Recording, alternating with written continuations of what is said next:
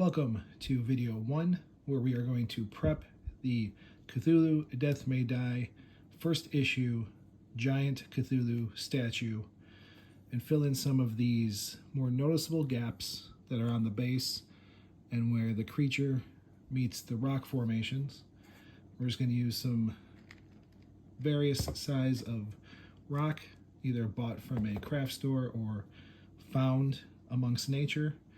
Also going to use a mix of sand and PVA glue and give a nice hard sand texture. It's very durable as I tested on this Marble Crisis Protocol base.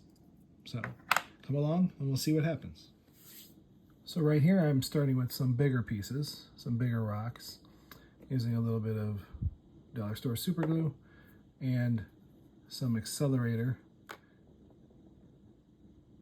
That's already on there, pretty nice. So you always want to start with your big pieces first, and then you can go back and drop in your finer rocks around it to help it blend in with the scenery. I'm going to put some of these bigger rocks around the base here, make it look like the crumbling tower has more debris around it.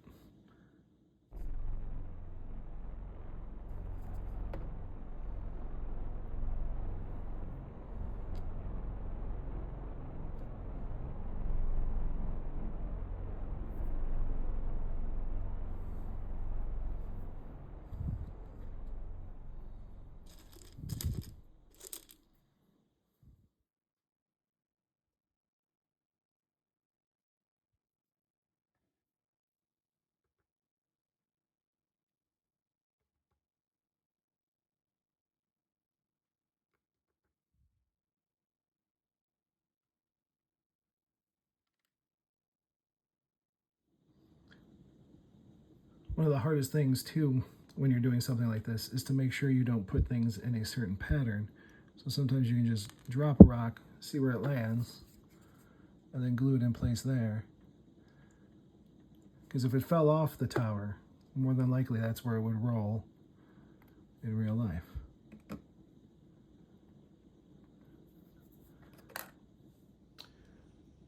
So here's an instance where I have a gap and this rock fits it almost perfectly. The only problem is it doesn't look very natural that 3 rocks would line up like that. So that's when you have to decide if you're going to fill it in with something else, or maybe leave it, or use a different size rock. But that is why you always test fit everything before you ever glue it into place.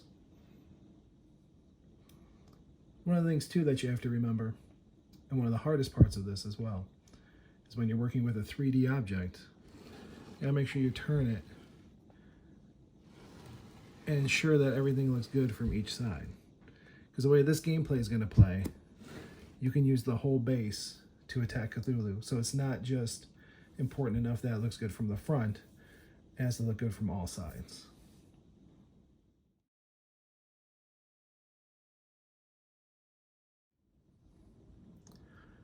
So it's been about 12 to 14 hours since I attached all these rocks with super glue and accelerator right there. I actually used a pipette. This was a tip given to me by another crafter hobbyist. The pipette is better for getting into tight spaces, and then your brushes usually will harden up with the mixture of super glue and accelerator being applied to it. So it's a little bit easier that way. I'll go through and check all these stones and then move on to the next step. All right, so for the first way, we're going to add some sand texture to the gaps, especially around the rocks that we've now created new gaps for, is to put down a PVA and water mixture about the consistency of milk. And then we're just gonna dribble some sand on there. Now, you can use sand from outside, play sand. Just make sure you kind of clean it, check for gross stuff.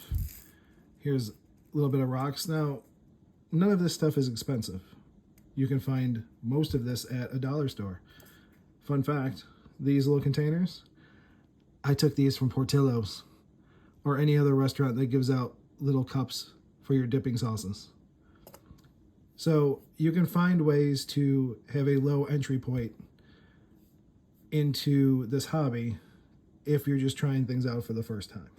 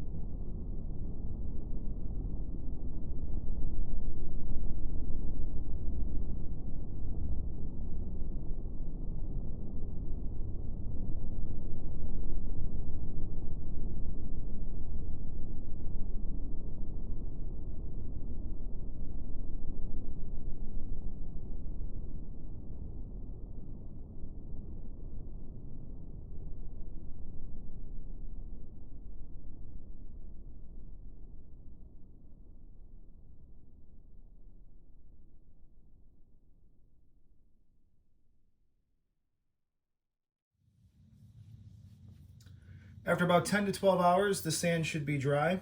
I'm going to go in and check to make sure there's no loose particles anywhere. One way you can do that is just by picking it up, give it a big old shake, and see what falls off. You should put a tray of some sort underneath your project to catch any loose sand. The other way, take an old brush, just get into the fine spaces where you don't want sand to show, like this water texture here, and just kind of brush that out.